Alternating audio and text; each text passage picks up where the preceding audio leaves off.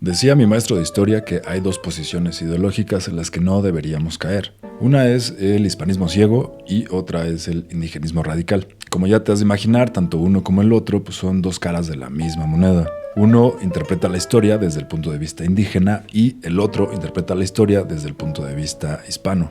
Claro que este término podría ser de igual forma inverso. Indigenismo ciego e hispanismo radical o hispanismo ciego e indigenismo radical. Es lo mismo.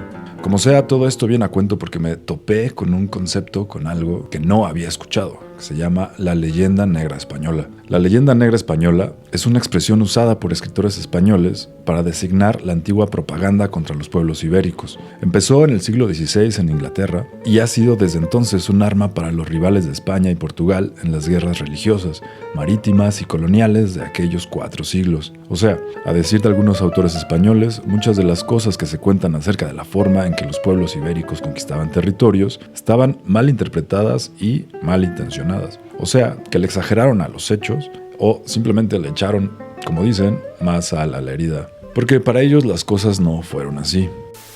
Quien lo popularizó fue el regeneracionista Julián Juderías en 1914, al ponerlo en el título de un libro que venía a denunciar a numerosos autores europeos por difundir relatos fantásticos sobre la historia española. La leyenda negra forjó la imagen de una España rezagada, cruel, incivilizada, étnicamente híbrida, fanática y supersticiosa. En el contexto mexicano, la leyenda negra de España se reproduce mediante el énfasis en la crueldad, la avaricia y la traición de los conquistadores frente a los indios americanos, pero también mediante la noción de la herencia de corrupción moral que los españoles legaron a estos habitantes. Frente a una y otra versión del relato, México se planta como un gran espejo sobre el cual Europa proyecta sus filias y fobias. La leyenda negra construye la imagen de la belleza y pureza de los indios americanos que sería corrompida por las atrocidades españolas. Pero México es también un espejo que permite mostrar la otra cara de la moneda. Una vez hispanizados, los mexicanos son representados como herederos del conjunto de rasgos estereotípicos asociados con su colonizador: la traición, la crueldad,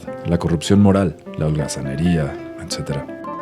La historia es una ciencia muy confusa.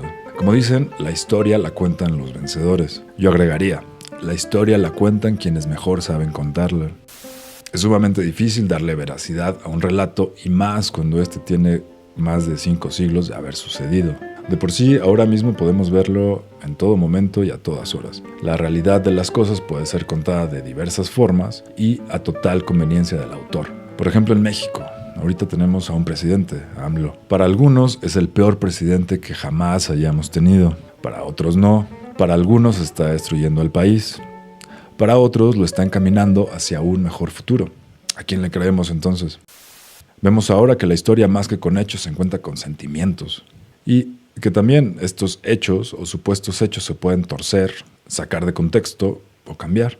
O sea, se pueden usar a conveniencia al más puro estilo de un juicio, como cuando el acusado cuenta su versión de los hechos. Si la historia es tan difusa, tan sujeta a interpretaciones, tan vaga, ¿qué hacemos con ella? La historia es un lugar al que nos asimos, al que recurrimos para darle sentido a nuestras vidas, a nuestro presente. Si la historia se usa a conveniencia, ¿por qué no también le sacamos provecho? No con el fin de justificar nuestras acciones malas o buenas, más bien con el fin de buscar la manera de hacer que sea útil en el progreso personal y social. ¿Los españoles cometieron atrocidades en el proceso de la conquista? Claro que lo hicieron. Se cometieron crímenes que posiblemente van más allá de nuestra imaginación. Eran los pueblos indígenas, personas que vivían en armonía unos con otros y con la naturaleza. Posiblemente sí. Pero también es cierto que estos pueblos indígenas tienen o tenían muchos esqueletos en el closet. Nadie es completamente inocente o completamente culpable. Lo cierto es que no somos aquellos españoles que llegaron hace más de 5 siglos a conquistarnos. Y tampoco somos aquellos indígenas que fueron conquistados. Somos simplemente el producto de todo lo bueno y de todo lo malo. Así que, ¿cómo vamos a interpretar la historia? ¿Qué vamos a hacer con ella? ¿La vamos a usar a nuestro favor o a nuestra contra? ¿La vamos a usar para radicalizarnos o para permanecer ciegos ante muchos de los hechos que en verdad ocurrieron? Creo que hay que sacarle un equilibrio. Creo que hay que contextualizar todo y sobre todo no olvidar que somos todo eso, pero también podemos ser otra cosa completamente distinta. que el pasado no nos atrape, que el pasado no nos determine y que miremos hacia el futuro desde un comienzo fresco y mirando hacia adelante.